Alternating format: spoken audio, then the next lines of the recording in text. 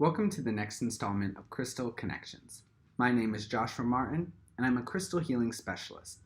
I'm here to help jumpstart your healing journey, working with crystals as conscious companions. Today, I want to start a conversation about ethically sourced crystals. Now, this is a multifaceted topic with a lot of different perspectives to take into account.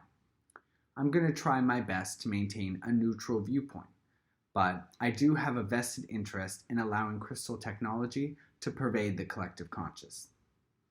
To begin, we're going to take a look at the mines that these healing crystals are sourced from, alongside traditional methods of collection. Now, most crystals come from outside the United States, meaning they're exempt from environmental protection laws. And since crystals aren't included under the UN's ban of blood diamonds, they're often mined under inhumane conditions.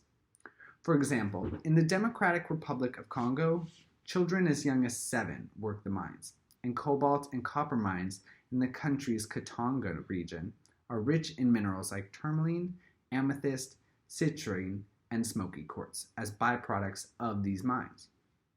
This isn't to say that some mines across the world aren't responsibly sourcing their crystals without child labor, but overall, research for this video has made it painfully obvious that there is a lack of transparency about these practices across the board. Mines don't have to disclose what they're digging up as byproducts of these main exports or how these byproducts are mined. So we can't even get an accurate number on how much of these gemstones are being collected or by who. Moving on to more traditional methods of mining, this includes blast mining, which uses explosives, and mechanical tunneling, which both produce a lot of waste that has the potential to pollute local water sources.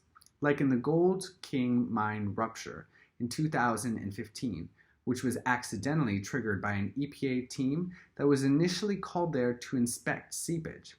This unleashed a torrent of yellow sludge that contained high concentrations of heavy metals, such as arsenic, mercury, and lead. New Mexico, Colorado, and Utah wildlife and water supplies were all negatively impacted by this seepage. Another prominent method is dry digging, which diverts 2 ends of a river to form a dry canal, which can then be excavated. This creates even more environmental problems for local wildlife and villages that depend on these water sources. Or in Madagascar, which is rich in crystals, they're typically collected by hand in small artisanal mines, which usually consists of several families in a village that dig underground to pull these crystals out by hand. In theory, this can sound nice, as there is no forced labor. But what's important to keep in mind is that this country faces high poverty and crime rates, and most of these people have no other choice to ensure an income for their families. This is also a highly dangerous process, subject to landslides and injury by the sharp, fragmented nature of these crystals. Overall, each of these methods and sources, regardless of their morality, add trauma to the crystals and the areas they're taken from. Then from there, they exchange hands a few dozen times and are further aggravated through cutting, shaping, and polishing. These crystals are then pushed cheaply in shops in large batches, or sold online on social media platforms in large Instagram or Facebook auctions, where they're reduced to a label consisting of a series of numbers and letters. Again, these events have the potential to be highly intentional, but mostly are ways of making a large profit off of cheap, unethically sourced and traumatized crystals. There are instances as well where information about the mines or methods for excavation aren't readily available or traceable. So in these instances, remember to trust your intuition when it comes to specific shops or sellers. However, another aspect of this whole process is to consider the conscious creators that crystals are, much in the same way that we do. These crystals chose to come to physicality in order to endure trauma, bloodshed, sacrifice, and even humiliation, to further refine themselves alongside humans, even mirroring our own transformations, in the hopes of connecting with and helping someone else and themselves to evolve their consciousness further. As a crystal healing practitioner who's constantly learning and growing myself, I can say that I haven't always known where my crystals come from or the conditions that they were excavated under.